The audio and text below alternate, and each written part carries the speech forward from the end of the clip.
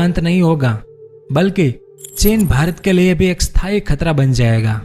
तो कुछ ऐसा कहना था दलाई लामा का कुछ समय पहले, और शायद आज उनकी यह बात ठीक नजर आ रही है। मैं और आप सब यह जानते हैं कि बीते कुछ सालों में चीन ने भारत की बॉर्डर पर कई तरह की प्रॉब्लम खड़ी की है, और हाल ही में गलवान घाटी की घटना अभी हम भूले नहीं है। तो आज तिब्बत का पूरा इतिहास, कि समय समय पर तिब्बत की क्या स्थिति थी, किन किन देशों और राजाओं ने उन पर राज किया था, और चीन और तिब्बत की सभ्यता एक थी या अलग अलग, वो सब और इसके अलावा और भी बहुत कुछ जानेंगे इस वीडियो में। तो वीडियो के अंत तक हमारे साथ बने रहिए। कुछ सालों पहले चीन ने तिब्बत में दुनिया के सबसे ऊंचे रेल मार्ग का निर्माण करके न सिर्फ तिब्बत पर अपनी पकड़ मजबूत कर ली, बल्कि इससे उसे तिब्बत के खनिजों का पूरा फायदा मिलने लगा है। इससे चीन की आर्थिक स्थिति भी काफी हद तक सुधरी है, जो हमारे भारत के लिए चिंता की बात है। तिब्बत जैसा शांति प्रिय देश आज चीन के सैन्यकरण का मुख्य अड्डा बन चुका है। जिस देश को दुनिया की उजली, स्वच्छ और सफेद छत माना जाता था, आज वहां तिब्बत रेडियोथर्मिक कचरा फेंकने का कूड़ादान बन गया है। इस रेडियोथर्मिक कचरे के कारण धीरे धीरे उन सब नदियों का जल भयानक रूप से दूषित हो गया है, जिन नदियों का उद्गम स्थल तिब्बत है।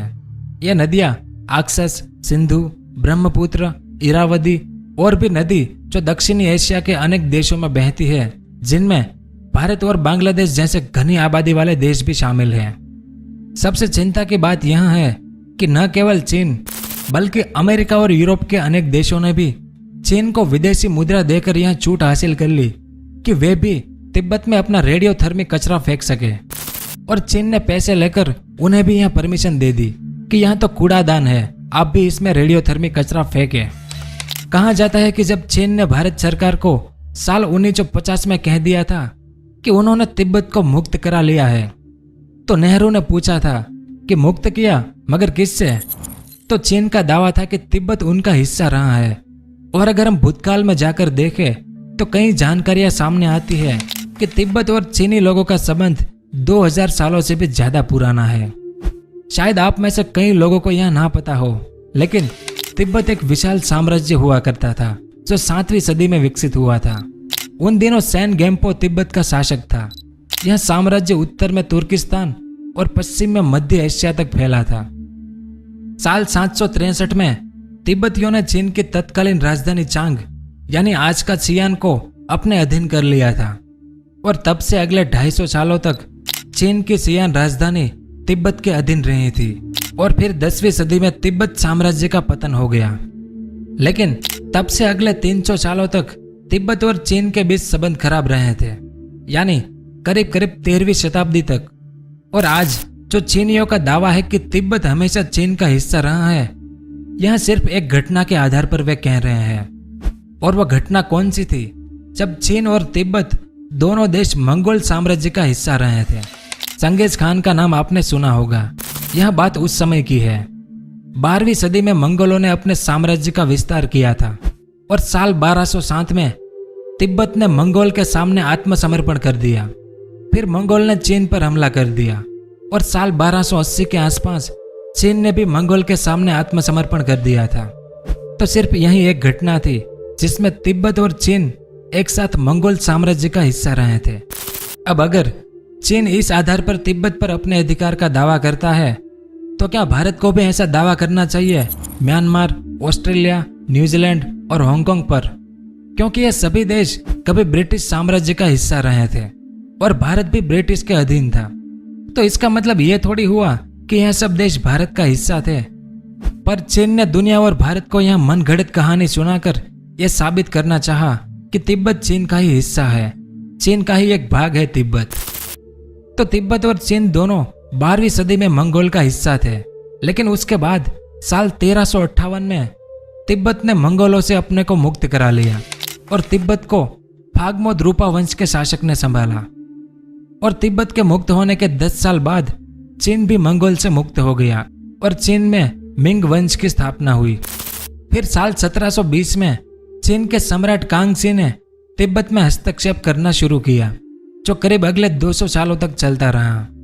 और इस दौरान चीन ने अपनी सैन्य शक्ति और राजनीतिक कुशलता का प्रयोग करते हुए पूर्वी तिब्बत के खाम राज्य और आमदो राज्य को आंशिक रूप से नियंत्रण कर लिया। लेकिन साल 1865 आते आते तिब्बत ने खाम राज्य और आमदो राज्यों का ज्यादातर हिस्सा फिर से अपने नियंत्रण में ले लिया और साल 1911-12 में चीन ने एक बार फिर कुछ समय के लिए तिब्बत पर अपना अधिकार जमा लिया। लेकिन यह अधिकार टिका नहीं, क्योंकि तिब्बतियों ने चीन को एक बार फिर से बाहर निकाल दिया। तो यह था चीन और तिब्बत का छोटा सा इतिहास। लेकिन क्या चीन और तिब्बत एक ही सभ्यता है या अलग अलग? अगर एक है तो यह दोनों देश एक ही कहलाएगा। लेकिन अगर दोनों की सभ्यता अलग अलग है तो एक देश कहना या मानना बिल्कुल गलत होगा। तो अब इन दोनों देशों की सभ्यता के बारे में कुछ जानते हैं। तिब्बतियों की उत्पत्ति के बारे में प्रामाणिक रूप से कुछ भी कहा नहीं जा सकता, लेकिन एक पुरानी किताब है द हिस्ट्री ऑफ तिब्बत। उसके अनुसार तिब्बती लोगों को चीनी लोग कहना गलत है, क्योंकि खुद चीनी लोग भी 2000 सालों से भी ज्यादा समय से तिब्बती लोगों को एक भिन्न नस्ल के रूप में देखते आए हैं, यानी एक अलग सभ्यता के रूप में। और तिब्बती लोग पूर्व मध्य एशिया में घुमंतु गैर चीनी सियांग समुदाय के वंशज हो सकते हैं, या तिब्बती लोग प्राचीन यूरल नदी और अल्ताई पर्वत श्रेणी के हो सकते हैं। और तो और तिब्बती की भाषा शैली भी बिल्कुल अलग है। तिब्बती भाषा तिब्बती बर्मीज वर्ग की है, जो कि चीनो थाई वर्ग से एकदम अलग है। तिब्बती भाषा में चित्राक्षर नहीं होते हैं और उनके अक्षर आवरण द्वारा ढके होते हैं, जिनकी संरचना और शब्द संस्कृत भाषा से लिए गए हैं। शायद यह बात आपको आसानी से समझ में ना आए, लेकिन जिन्होंने इन दोनों ऐतिहासिक भाषाओं का विश्लेषण किया है वे इन अंतरों को आसानी से समझ सकते हैं। ऐसे हालात में यह कहना कि इन दोनों भाषाओं का स्रोत एक ही है तो गलत होगा, क्योंकि तिब्बती समाज मूल रूप से यायावर प्रकृति का रहा है। धीरे धीरे उनका विकास एक ऐसे समुदाय के रूप में हुआ जहां भूमि तो तिब्बत राज्य की थी, लेकिन वे संपत्ति के रूप में सरकार, मठों और अभिजात वर्गों के पास थी। तिब्बती लोगों की जीवन शैली घुमंतु लोग, व्यापारी, अर्ध घुमंतु किसान तथा शिल्पकार की थी। और खाम और आमदो राज्यों में बड़ी बड़ी संपत्तियां थी। किसानों के पास बड़े बड़े खेत थे। लोगों के पास अपनी जमीन भी थी, जिसका कर वे सीधे राज्य को देते थे। अब तिब्बत में बौद्ध धर्म कहां से आया, थोड़ा वो भी जान लीजिए। तिब्बत में बौद्ध धर्म की स्थापना का श्रेय 7वीं सदी में तत्कालीन शासक चैन गेम्पो को जाता है और बौद्ध धर्म भारत के स्वात वैली के रास्ते से तिब्बत पहुंचा था। तिब्बतियों ने इन्हीं दिनों भारत से बौद्ध धर्म से संबंधित बहुत सारी पांडुलिपियां भी मंगवाई थी। लेकिन चीनी अक्सर कहते हैं कि बौद्ध धर्म चीन के द्वारा तिब्बत पहुंचा। वे इस बात का उदाहरण देते हैं कि राजा गेम्पो की चीनी पत्नी अपने साथ बुद्ध की प्रतिमा लेकर तिब्बत गई थी। लेकिन चीनी लोग यह कहना भूल जाते हैं कि चीनी राजकुमारी विजेता तिब्बत को उपहार के रूप में दी गई थी। और चीनी लोग यह कहना कभी नहीं चाहते कि नेपाली राजकुमारी की शादी तिब्बती राजा के साथ पहले ही हो गई थी और वहीं नेपाली राजकुमारी अपने साथ बुद्ध की प्रतिमा लेकर गई थी।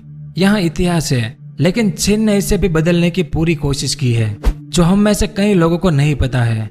क्योंकि चीनियों के आने से पहले साल 1950 तक पूरे तिब्बत में 6000 मठ और मंदिर थे, जिनमें करीब तिब्बत के 6 लाख भिक्षु निवास करते थे। और साल 1979 में हुए एक सर्वे में पाया गया कि उनमें से ज्यादातर भिक्षु और भिक्षुणियां को या तो मार दिया गया या वे लापता हो गए। और पहले जो 6000 मठ थे तिब्बत में, उसमें से सिर्फ 60 मठ ही बचा रह गए। और इन 60 मठों में से भी ज्यादातर मठ नष्ट होने की कगार पर है। और सर्वे में यह भी बताया गया कि चीनियों ने जानबूझकर योजनाबद्ध तरीके से मठों और मंदिरों को डायनामाइट के विस्फोट से नष्ट कर दिया। और इन मठों को नष्ट करने से पहले चीनी लोगों ने मठों से बेशकीमती धार्मिक महत्व की कलाकृतियां, प्राचीन दुर्लभ पांडुलिपियां, प्राचीन मूर्तियां और ऐसे ही अमूल्य प्राचीन थंका चित्रों को वहां से निकालकर अंतरराष्ट्रीय बाजार में अरबों डॉलरों में बेच दिया था। और चीन तिब्बत के जंगलों में अंधाधुंध कटाई कर रहा है। एक अनुमान के मुताबिक तिब्बत के 70% जंगल काटे जा चुके हैं। इनसे भी चीन को अरबों डॉलर मिले हैं। इसके बावजूद चीन नए पेड़ों को उगाने का कोई प्रयास नहीं कर रहा।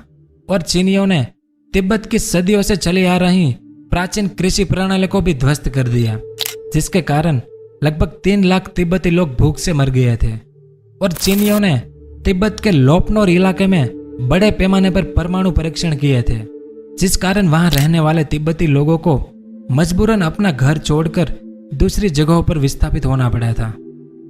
और मजेदार बात यह है कि तिब्बत शब्द का मतलब दुनिया के लिए कुछ भी हो, लेकिन चीन के लिए तिब्बत का मतलब है पश्चिम का खजाना।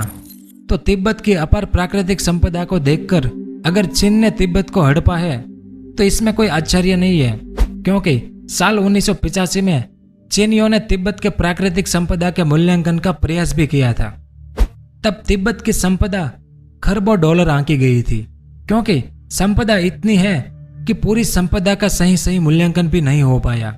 यह संपदा मूल्यांकन से भी कहीं ज्यादा है, क्योंकि तिब्बत में पाए जाने वाली खनिज संपदा में एब्सटेस, बोरेक्स, क्रोमियम, कोबाल्ट, कोयला, तांबा, हीरा, सोना, ग्रेफाइट, लोहे के अयस्क, जेड पत्थर, लाड, मैग्नीशियम, पारा, निकल, प्राकृतिक गैस, तेल, आयोडीन, रेडियम, पेट्रोलियम, चांदी, टंगस्टन, टाइटेनियम, सुरेनियम और जस्ता ये सब प्रमुख है।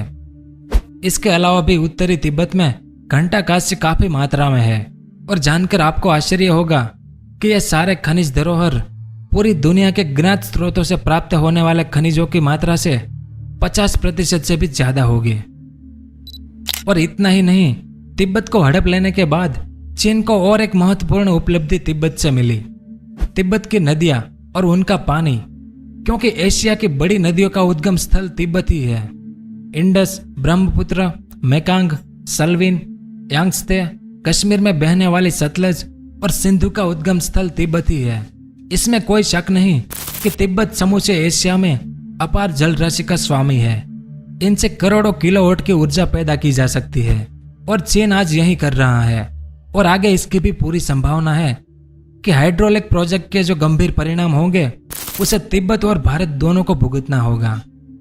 और आज चीन की औद्योगिक प्रगति और भौतिक संपन्नता की चर्चा पूरी दुनिया में है, लेकिन शायद कई लोग यह भूल जाते हैं कि चीन की औद्योगिक प्रगति और भौतिक संपन्नता किस मूल्य पर और किसके लहू प्राणों पर अर्जित की हुई प्रगति और संपन्नता है। तो यह इतिहास है तिब्बत और चीन का। अगले वीडियो में हम यह जानेंगे कि चीन ने कैसे तिब्बत को हड़प लिया था। उम्मीद है कि आपको कुछ जानने को मिला होगा और वीडियो पसंद आया होगा, तो वीडियो को लाइक और शेयर जरूर कीजिए। धन्यवाद।